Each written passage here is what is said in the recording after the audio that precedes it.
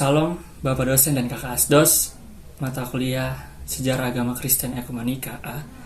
Saya perwakilan dari kelompok 6 akan memperkenalkan nama-nama anggota kelompok 6. Yang pertama ada Katerisya Mutiara Simanjuntak, kedua ada Evangelis Fredson Waang, kemudian yang ketiga Paul Michael Adventus Tupan, kemudian yang keempat ada Elsa Day Manatar, kemudian yang kelima ada Gabriela Katarina Marikesiu, kemudian yang keenam ada Ernesto Pratama Halang, kemudian yang ketujuh ada Peti Noni Baon, kemudian kedelapan ada Henry Do Simanjuntak, kemudian yang kesembilan ada Diora Ipana Bella Pardede. Sebelum masuk dalam pembahasan, kami akan memberikan pembahasan yang akan kami bahas. Yang pertama ada Renesansi dan Humanisme, kedua Teologia abad-abad pertengahan, kemudian yang ketiga Kesalehan abad-abad pertengahan, kemudian keempat tentang Luther, kemudian yang kelima ada tentang penyaringan, perceraian, peluasan, dan yang kelima ada Zwingli dan pertikaian tentang perjamuan. Kemudian selanjutnya kami akan membahas tentang pendahuluan. Kemudian kita akan masuk pada pembahasan tentang pendahuluan. Humanisme adalah suatu aliran atau pandangan hidup yang lahir pada masa Renaissance, yang mengajarkan kepada manusia bahwa semua manusia adalah sama, bagian dari dunia dan ciptaan Tuhan. Pada awalnya, humanisme bukanlah anti-Kristen, namun apabila dilihat pada perkembangan sekarang, para humanisme banyak berpikiran sekuler atau bahkan ateis, karena mereka menganggap bahwa kebebasan manusia berada di atas segala-galanya. Kemudian berkembang pula pemikiran-pemikiran teologi Kristen oleh para kaum intelektual Kristen yang bermunculan pada abad-abad pertengahan selama 10 tahun. Kemudian beberapa mengenai teologi abad-abad pertengahan itu muncul pembahasan tentang teologia skolastik, karena teologi ini muncul dan berkembang pada zaman abad-abad pertengahan. Kemudian selanjutnya mempelajari tentang teologi skolastik ini, kita juga akan melihat beberapa pemikiran dari teolog-teolog Kristen lainnya yang muncul pada zaman abad-abad pertengahan ini, khususnya para penganut mistik. Pada pembahasan mistik, kita akan melihat bagaimana pandangan para tokoh-tokoh mistik yang bermunculan pada abad-abad pertengahan ini. Melihat dari sejarah gereja, perdebatan yang terjadi bermula dari para reformator terhadap gereja Roma dengan melakukan komparasi. Oleh karena itu, bukan hanya perseteruan para reformator dan gereja Roma saja yang terjadi, melainkan juga berdampak pada kubu reformasi yang ke abad 16. Shalom, saya Evangelis Wang dengan NIM 71-2023-009. Di sini saya akan menjelaskan tentang Renaissance dan Humanisme.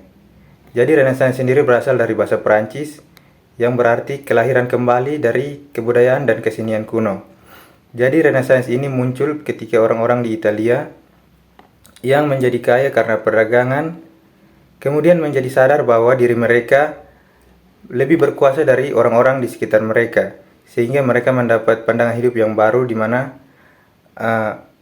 manusia tidak perlu memikirkan kuasa lain di luar diri mereka, tapi kepentingan diri mereka sendiri, atau pusat hidup yang terpenting adalah diri sendiri. Kemudian humanisme sendiri berarti kemanusiaan, namun dapat diartikan juga sebagai peradaban yang diperoleh dari kebudayaan-kebudayaan kuno. Di Jerman, humanisme sendiri berperan dalam membantu gereja. Misalnya seperti ada kaum humanis yang bernama Reuchlin. Ia adalah kaum humanis yang membuka jalan bagi masuknya pelajaran Ibrani dan bahasa Ibrani dan Yunani yang merupakan nas asli Alkitab agar dapat dipelajari. Ada juga tokoh humanis dari Belanda yang bernama Erasmus. Ia berpendapat bahwa humanisme ialah gabungan dari pandangan-pandangan atau kebudayaan Yunani Romawi dengan Injil, di mana ia berkata bahwa Yesus Kristus adalah kesempurnaan yang paling sempurna dari segala sesuatu yang dimana kita tahu sebagai baik dan benar. Renaissance dan Reformasi kemudian dianggap sebagai pergerakan yang memiliki tujuan yang sama. Namun sebenarnya kedua gerakan ini memiliki perbedaan, yakni Renaissance sendiri berarti perubahan yang dilakukan tanpa mengakui kuasa lain selain diri manusia sendiri, sedangkan Reformasi yaitu gerakan yang mengakui kuasa di luar diri manusia itu sendiri, yaitu kuasa firman Tuhan dan kuasa Allah. Nah, teman-teman, kita akan masuk dalam pembahasan tentang teologi abad pertengahan, di mana pada zaman itu ada sebuah sekolah atau universitas yang bernama skolastik. Menurut beberapa para ahli, ajaran gereja harus dapat dipercaya dan dimengerti oleh manusia. Beberapa ahli tokoh skolastik ada Anselmus, Abelardus, dan Scotus, Thomas, dan William.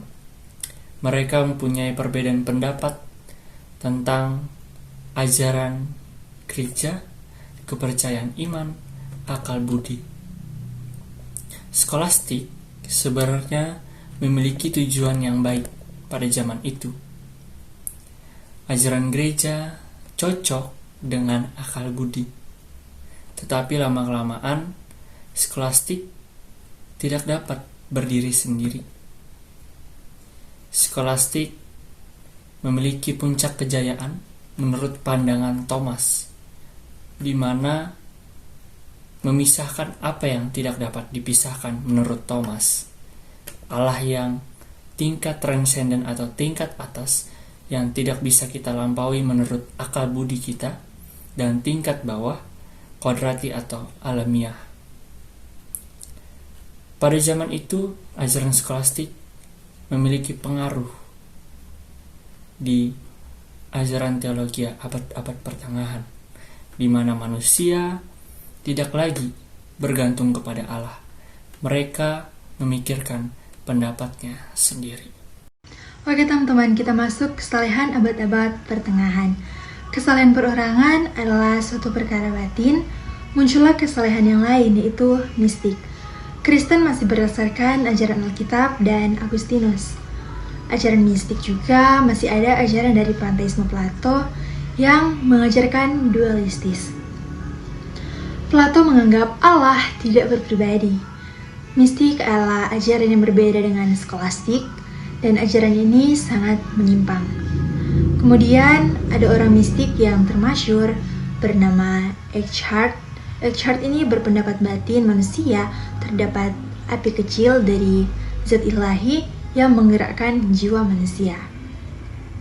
Oke teman-teman, ajaran mistik sebenarnya sangat bertentangan dengan iman Kristen, dengan ajaran yang sangat berpengaruh, sehingga sebagian kecil jemaat Kristen pada abad ke-13 hidup menurut ajaran gereja Roma, mengakui 7 sakramen. Sakramen apa sih itu? Yang pertama yaitu perjamuan, baptisan, konfirmasi, pengakuan dosa, perminyakan, perkawinan, dan tabisan iman.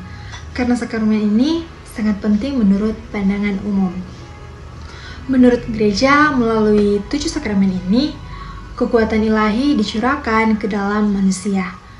Pada zaman itu, iman terutama harus dilaksanakan dan dipercaya supaya berkenan kepada Allah. Dan terakhir muncul dengan kesenian pada zaman itu. Kesenian gereja seperti gedung-gedung gereja yang besar dan juga indah. Nah, gedung gereja yang ditinggali uskup dinamai katedral. Gaya bangunan disebut dengan Romani, dan pada tahun 1400 kesenian mulai melepaskan diri dari gereja. Manusia memikirkan hidup dalam keindahan dan hidup kodrati. Martin Luther adalah anak dari seorang petani yang tinggal di negeri Turingan. Ayah dari Martin Luther bernama Hans Luther yang bekerja di tambang tembaga di dekat Eisleben. Jadi Martin Luther ini lahir pada tanggal 10 November 1483 dan ia menamatkan sekolah tingginya di Erfurt pada tahun 1505. Luther sendiri dijuluki sebagai tokoh reformasi Kristen setelah ia masuk biara untuk menumbuhkan batinianya atau imannya dan mengalami pertikaian tentang penghapusan siksa. Jadi pada saat itu ada seorang uskup agung yang bernama Albert dari Mainz harus melunasi hutangnya sebanyak 10.000 uang keping emas kepada Paus untuk membangun gereja Santa Petrus yang ada di Roma, dengan menjual surat penebusan dosa yang didukung oleh Paus itu sendiri. Dan pada saat itu bagi siapa yang membeli surat tersebut, dosanya akan dihapuskan, dan surat tersebut pada waktu itu sangat banyak dibeli oleh orang-orang pada waktu itu. Nah, dari kejadian inilah Luther menentang keras kebijakan penjualan surat tersebut. Nah, klerus yang sama sekali tidak berani menentang penjualan indulgensia tersebut meskipun sudah didesak oleh Luther. Nah, perlawanan yang dilakukan oleh Luther dengan mencetak banyak kertas dan ditempelkan di pintu-pintu, di dinding-dinding yang berisikan tentang 95 dalil dalam penghapusan dosa. Nah, dalil yang disebarluaskan oleh Luther menjadi pokok perhatian semua orang di Wittenberg, Jerman. Nah, sungguh banyak perlawanan yang datang kepada Luther, namun perlawanan tersebut satupun sama sekali tidak ada yang mengakibatkan dia untuk getar, melainkan Luther sendiri semakin meluruskan tentang penebusan dosa tersebut. Dan pada tahun 1500-an terjadilah pembaharuan gereja akibat banyaknya pengikut dan pendukung Luther, dan bahkan dia dihormati dan dipuji-puji oleh berbagai golongan masyarakat. Oke teman-teman, kita masuk dalam penyaringan, perceraian, dan perluasan. Keberadaan Luther di Wartburg yaitu untuk memberitakan Injil tentang kebebasan, tetapi reformasi salah mengartikan arti kebebasan dan menjadi ancaman bagi mereka. Yang sebenarnya Luther menganggap kebebasan itu ialah terlepas dari hukum Taurat, tetapi reformasi menganggap itu rupa-rupa kebiasaan dan aturan Romawi, sehingga mereka menciptakan Injil baru yang memerdekakan mereka yang tidak diketahui oleh Luther. Sehingga Luther terpaksa menceraikan dirinya dari beberapa golongan yang mengacaukannya. Perceraian dengan golongan fanatik terjadi karena Munzer telah menyetujui pemberontakan para petani dan ia membebaskan kerohanian dan agama dengan perkara sosial.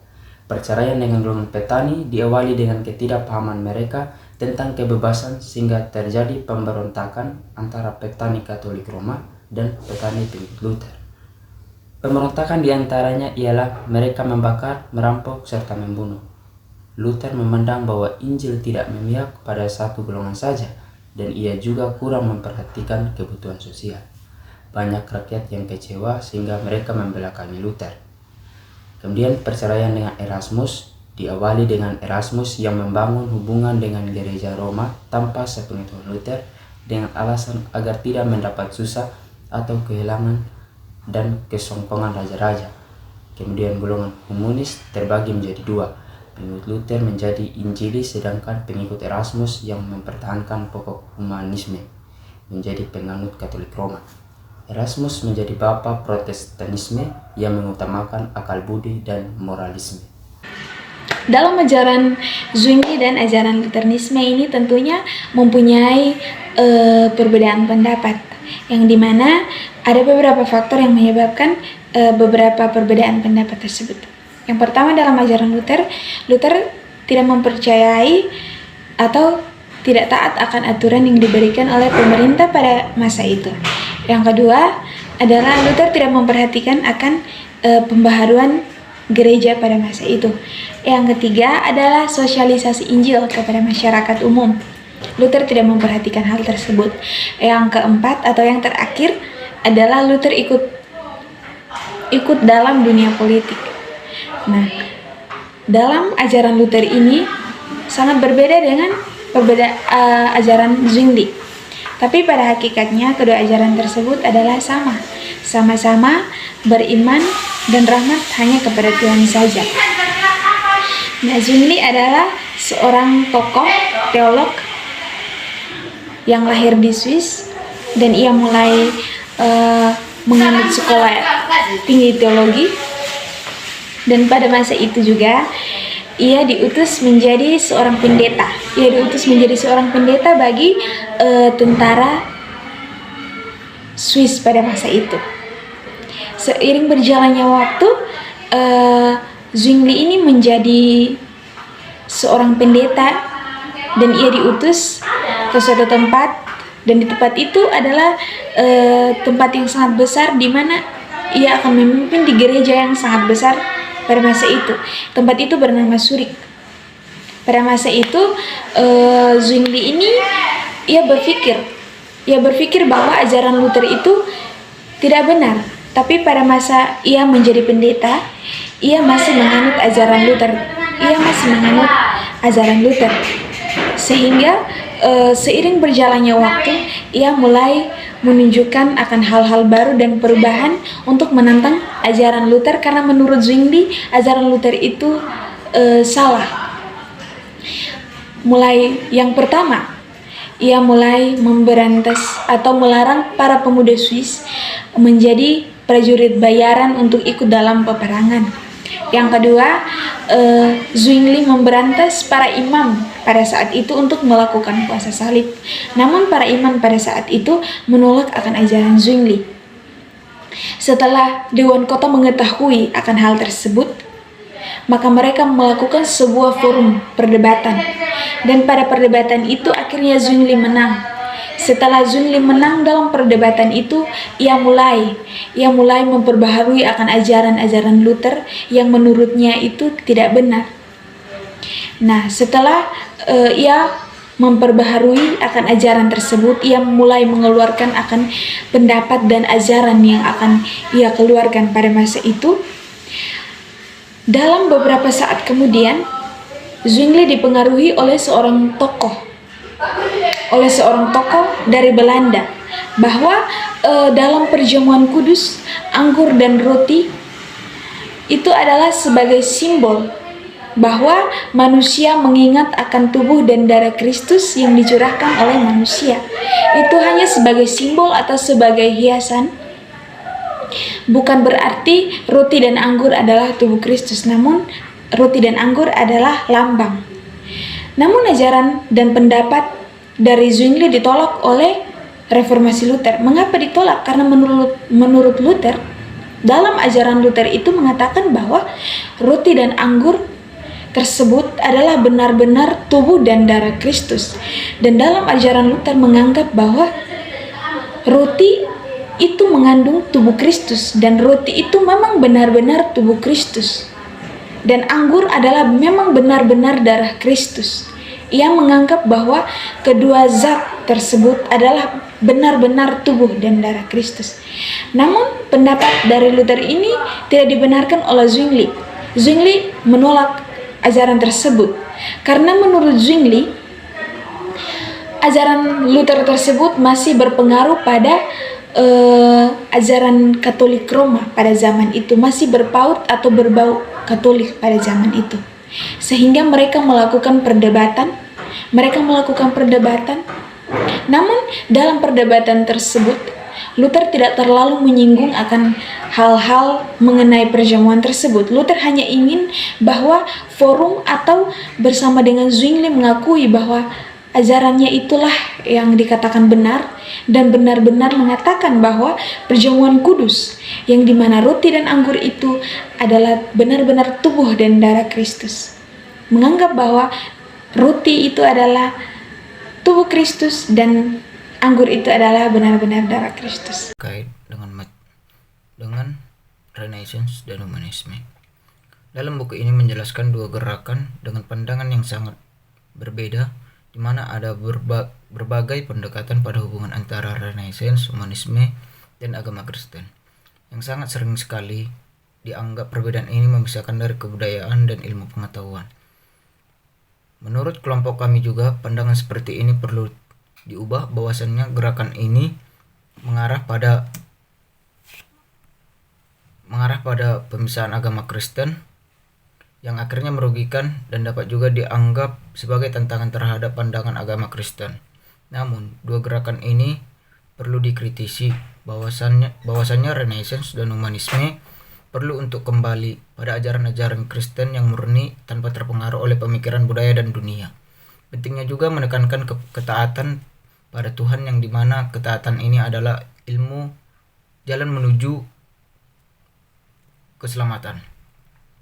Untuk pertanyaan kritis pada kelompok kami, yang pertama itu, apakah perubahan kebudayaan ini mencerminkan nilai-nilai keyakinan positif pada Kristen? Dan untuk yang kedua, bagaimana Renaissance dan humanisme mempengaruhi hubungan antara gereja dan negara? Dan untuk yang ketiga, sejauh mana gereja mengalami perubahan dalam pengaruh Renaissance dan humanisme? Apakah perkembangan pada pandangan mengancam otoritas gereja? Jadi dapat disimpulkan bahwa pada abad pertengahan, Renaissance dan humanisme pada gereja lama telah mengikat banyak jiwa manusia, dan hal itu telah menimbulkan pembaruan reformasi seperti adanya pertikaian tentang perjamuan kudus yang terjadi karena pembantahan keisahan atas Swiss dan Jerman pada satu pihak, yakni Luther. Dia menyatakan bahwa roti dan anggur hanyalah sebuah lambang saja.